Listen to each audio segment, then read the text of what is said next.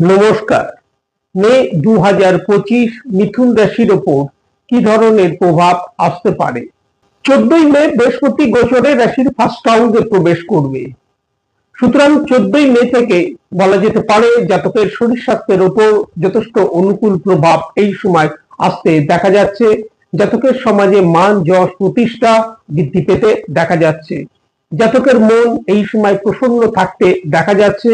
বিবাহের অনুকূল যোগ তৈরি হতে দেখা যাচ্ছে।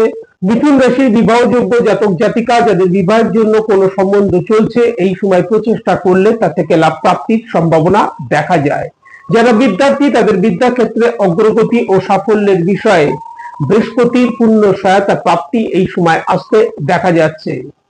দাম্পত্য জীবন থেকে এই সময় একটা অনুকূল প্রভাব আসতে দেখা যাচ্ছে। দূর স্থানে ভ্রমণের সুযোগ এই সময় আসতে দেখা যাচ্ছে এবং তা থেকে লাভ প্রাপ্তির সম্ভাবনা দেখা যায়। ভাগ্যের পূর্ণ সহায়তা প্রাপ্তিও এই সময় আসতে দেখা যাচ্ছে। শনিদেবকে গোচরের রাশির দশম ভাবে অবস্থান করতে দেখা যাচ্ছে।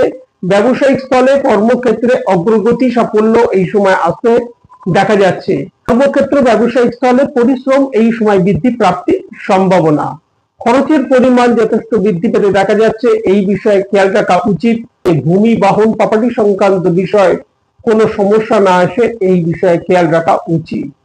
রাহুকে গোচরে 18ই মে থেকে রাশির ভাগ্যভাবে অবস্থান করতে দেখা যাবে। গুরুত্বপূর্ণ কাজগুলি এই সময় সম্পন্ন হতে দেখা যাবার সম্ভাবনা। এই সময় কাজকর্মের ক্ষেত্রে বাধা বিঘ্নের মধ্য দিয়ে অগ্রগতি আসতে দেখা যাবার সম্ভাবনা। বিদ্যার্থীদের মনের মধ্যে এই সময় ওভার কনফিডেন্স কাজ করতে দেখা যাবার সম্ভাবনা, যার ফলস্বরূপ বিদ্যাক্ষেত্রে বিঘ্ন বাধা আসতে দেখা যেতে পারে।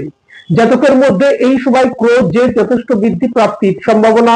জাতকের মধ্যে মানসিক সমস্যা দুশ্চিন্তা এই সময় বৃদ্ধি প্রাপ্তির সম্ভাবনা। হঠকারী ভাবে যে কোনো সিদ্ধান্ত নেওয়া থেকে এই সময় বিরত থাকা উচিত। নিজেদের ক্রোধ জেদের প্রতি নিয়ন্ত্রণ করে চলা উচিত। সাথে সাথে নিজেদের কথাবার্তার উপরও এই সময় নিয়ন্ত্রণ করে চলা উচিত। নমস্কার।